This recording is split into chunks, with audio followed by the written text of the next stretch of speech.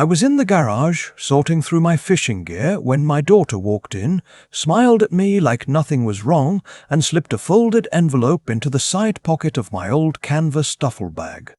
She thought I didn't see. I saw everything. I spent 32 years as a forensic accountant for the Canada Revenue Agency. I reviewed files where people hid money in places they thought no one would ever look. Shell companies, numbered accounts in the Caymans, fake invoices laundered through legitimate businesses. I found all of it, every single time.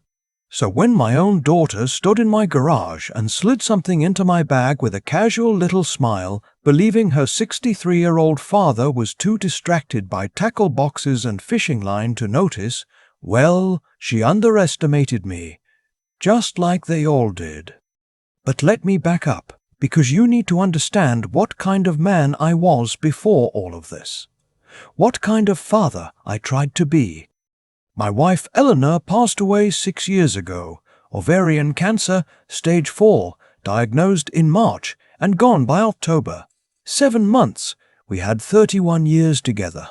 We raised 2 kids. My son in Vancouver, who calls every Sunday, and my daughter Heather, who moved back to Barrie 3 years ago after her marriage collapsed.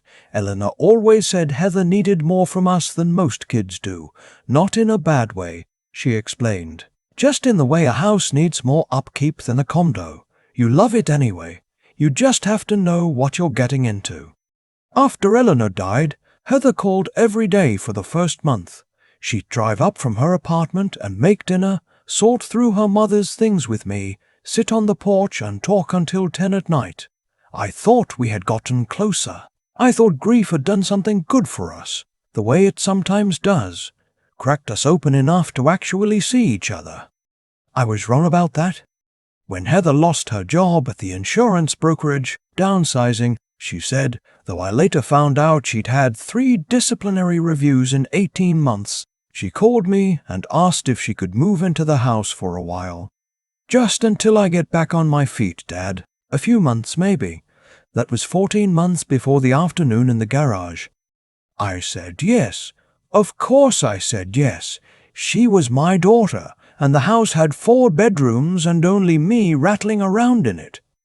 Things were fine at first. Heather kept to herself, applied for jobs, had a couple of interviews. I made breakfast most mornings. We watched Jeopardy after dinner.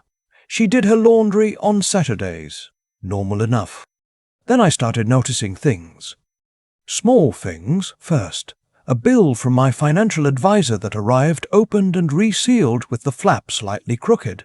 A folder from my filing cabinet that I found on the kitchen table one morning, the one labeled property documents, sitting out like it had just been set down in a hurry. Heather said she must have knocked it off the shelf by accident. I didn't argue.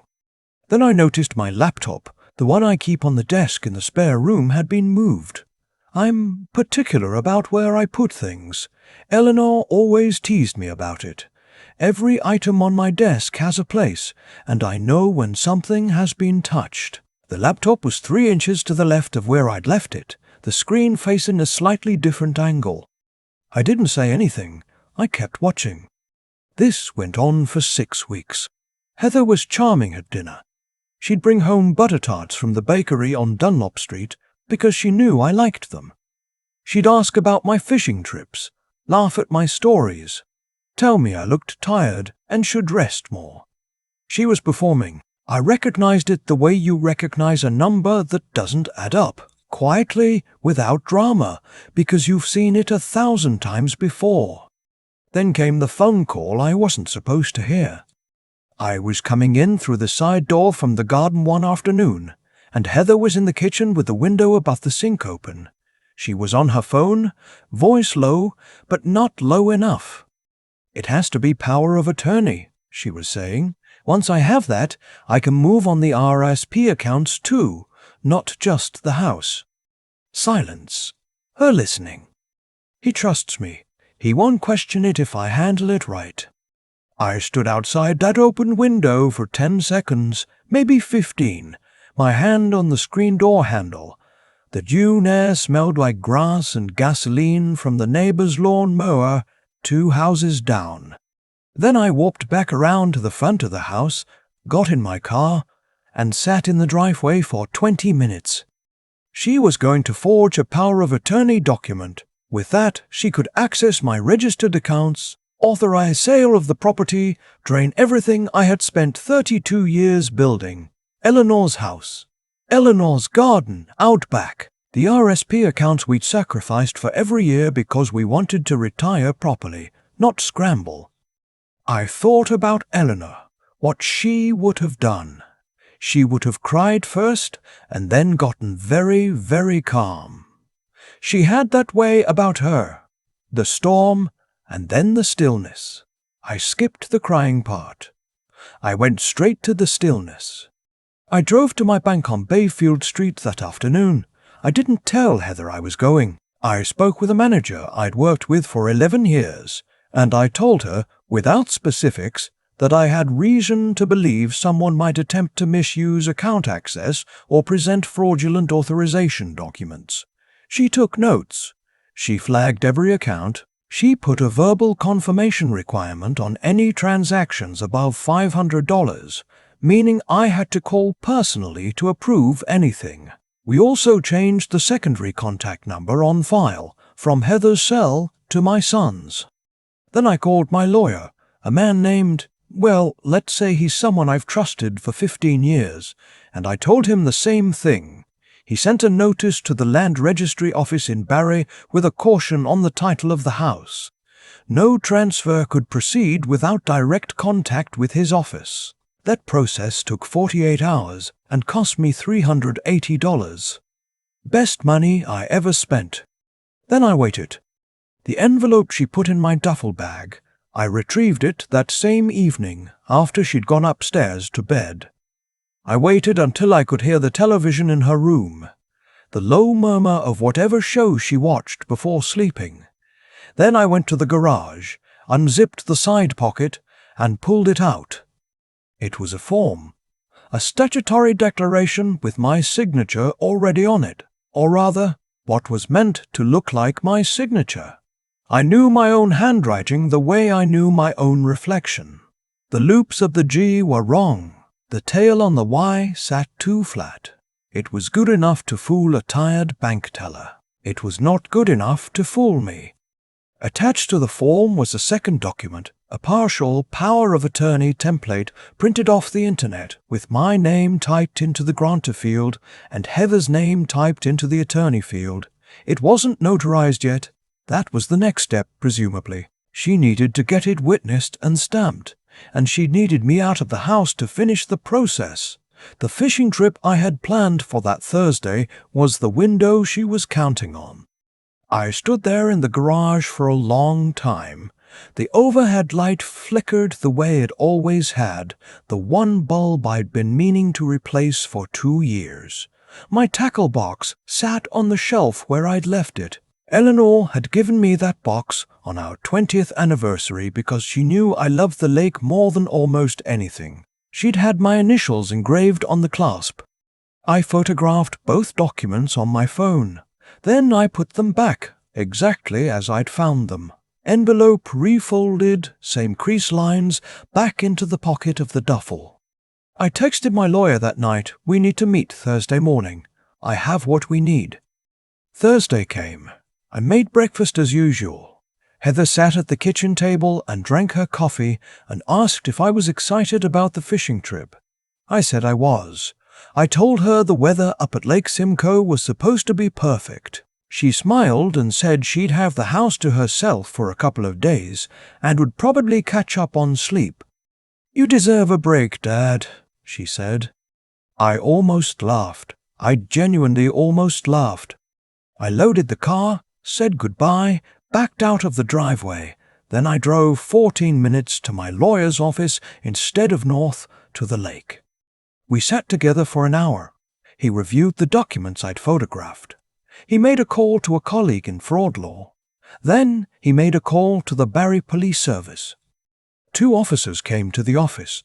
I showed them everything, the photographs, the original documents I had left in the duffel bag, the phone call I had overheard, the pattern of behavior over the preceding weeks. One of the officers asked me if I wanted to be present when they went to the house. I said no. I said I would go to my son's place in the city and wait. I drove to Toronto. I sat in my son's kitchen and drank tea and watched him pretend to work from home while actually watching me with worried eyes. He didn't know the full story yet. I hadn't wanted to alarm him until I was sure. He kept offering me food. I kept saying I wasn't hungry. Around 4 in the afternoon, my lawyer called. Heather had been arrested at the Bank of Montreal branch on Dunlop Street. She'd arrived with a notarized power of attorney document. She had gotten it witnessed somewhere, a private notary service downtown, and attempted to initiate a large withdrawal from my registered savings account. The bank teller had followed the protocol we had set up. She'd asked Heather to wait while she verified. Heather had waited. Then 2 plainclothes officers who had been positioned inside the bank at my lawyer's request had introduced themselves. My lawyer said she had not gone quietly. She was charged with fraud over $5,000, forgery, and uttering a forged document. In Canada, fraud over $5,000 is an indictable offense. It can carry up to 14 years. Her legal aid lawyer would likely negotiate it down, but it would be on her record. It would follow her. I sat in my son's kitchen with the phone in my hand for a long time after I hung up. He asked me what happened. I told him. All of it. The envelope in the duffel bag, the phone call through the window, the bank, the lawyer, the police. Watching my daughter lie to my face over eggs and coffee on Thursday morning while 2 officers were already waiting. My son didn't say anything for a long time. Then he said, "Did you ever think about just confronting her?" Honestly, yes. I had thought about it. In the first hours after I heard that phone call, I had imagined sitting down at the kitchen table and asking her directly, watching her face change. I had imagined her confessing, crying, asking for forgiveness. Maybe there was a version of this story where that happened. But I spent 32 years watching people explain away fraud. People who cried. People who had good reasons. People whose situations you understood completely, and who had still, at the end of the day, made choices that devastated everyone around them. I knew that confrontation without documentation was just a conversation, and conversations disappear. Evidence doesn't. Heather was released on bail. She called me from her cell phone the next morning. I picked up. "Dad," she said, and then nothing else for a moment. I waited. I was desperate, she said. I owed money. I didn't know what else to do. I thought you had so much, and you never really talked about it, and I thought if I just... You thought I wouldn't notice, I said. Silence.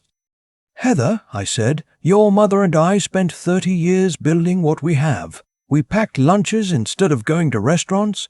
We drove used cars. We didn't take vacations the first decade because we were putting money away so that we'd have something solid. Your mother died before she got to use most of it." I heard her breathing on the line. "You didn't need to steal from me," I said. "You could have asked. You could have told me the truth about the debt, and we could have made a plan. But you chose to forge my name. You chose to wait until I left for a fishing trip and then walk into my bank with a fake document." I heard something shift in her voice, something small breaking. "I'm sorry, Dad." "I know you are," I said, "but sorry doesn't undo the choice." I told her she would need to find other housing arrangements. The bail conditions restricted her from the property anyway, so that part was already settled. She moved in with a friend in Aurelia. I changed the locks on the house anyway because it felt necessary. Her case took 8 months to work through the courts. She pleaded guilty to 1 count of fraud over $5,000 and 1 count of forgery. She was sentenced to 2 years of probation, 250 hours of community service, and mandatory financial counseling. No jail time given her lack of prior record and the guilty plea. The judge noted the breach of trust as an aggravating factor. I did not attend the hearing. I read the outcome in an email from my lawyer. My son called that evening and asked if I was all right. I said I was. I meant it, mostly. I went back to Lake Simcoe the following weekend, the one I had missed. I got up early on the Saturday, drove north with the windows down, put the boat in at the same spot I've launched from for 20 years. The water was still. The light came up slow and soft over the tree line to the east. I fished for 4 hours and caught nothing, and it didn't matter at all. I've had people ask me how I stayed calm through all of it, how I didn't rage, how I didn't collapse. I think the honest answer is that grief had already taken everything it could take from me. When Eleanor died, I learned that the worst thing had already happened. Whatever came after, I could manage after. Heather wrote me a letter in November, handwritten, 2 pages, in the careful looping script she'd had since grade school. I didn't open it the day it arrived. I set it on the kitchen table and looked at it for a week. Ate my meals around it, watched it sit there in the morning light. Eventually, I opened it. She talked about the debt, a private loan from someone she'd met after her divorce, money that had compounded in ways she hadn't understood. She talked about shame. She talked about being afraid to ask me directly because she thought I'd think less of her, and how that fear had somehow turned into something monstrous in the dark of her own thinking. She said she knew there was no excuse. She said she missed her mother. I read it twice, folded it back up, put it in the drawer in the kitchen where Eleanor used to keep the birthday cards she couldn't bring herself to throw away. I haven't called Heather. I'm not ready. Maybe I will be someday. I don't know what that looks like yet. Forgiveness isn't a decision you make once. It's a door you stand in front of for a long time before you can walk through it. What I do know is this. There is a difference between loving someone and allowing them to take everything from you. Protecting yourself from the people you love is not the opposite of love. Sometimes it's the most honest version of it. Eleanor's garden is still out back.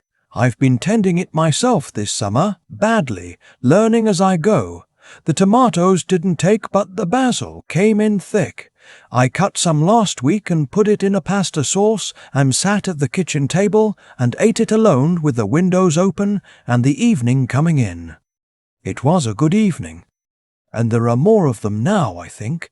More good evenings ahead. I've earned the right to believe that. I still think about the moment I stood outside that kitchen window and heard my daughter's voice saying, "He trusts me." She meant it as an advantage, a weakness she could use, and maybe once it would have been. What I've come to understand, not quickly and not easily, is that the choices we make when no one is watching are the ones that define us most completely.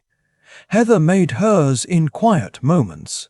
Scanning documents when she thought I was in the garden, rehearsing casual smiles for the breakfast table, finding a notary who wouldn't ask too many questions. Each small choice leading to the next, a chain she built herself, link by link, until it was heavy enough to drag her down. And I made mine. I chose not to confront her in anger when I could have. I chose patience over reaction. I chose to document rather than accuse, to verify rather than assume, to protect what Eleanor and I had built, rather than let shame or heartbreak make me careless. Those choices didn't come from nowhere. They came from decades of learning that evidence is kinder than argument, that a calm mind outworks a loud one every single time. I'm not telling this story to make myself look wise.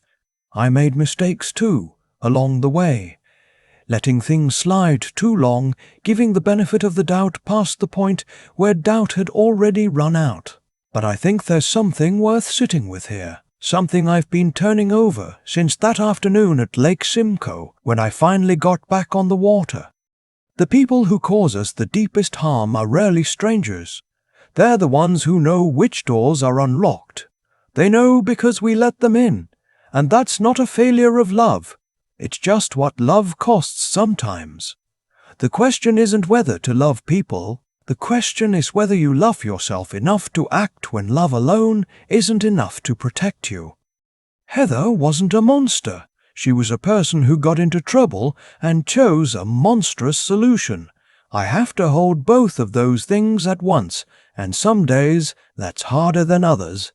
But holding them honestly, without collapsing one into the other, that's what I owe myself, and what I owe her too in some strange way.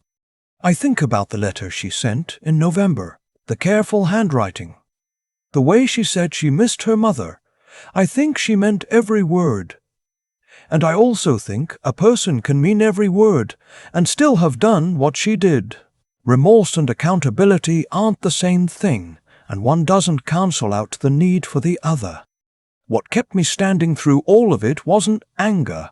Anger would have burned itself out. What kept me standing was something quieter, a kind of stubborn clarity about what was right, and a refusal to let grief or love or guilt talk me out of it. Eleanor's garden is still out back. I'm still here, and on the good evenings, when the light comes in low through the kitchen window and the basil smells like something she would have used, I know that protecting this life was worth every hard choice it took. You don't have to be hard to survive. You just have to be honest, with yourself first, and then with whatever comes next.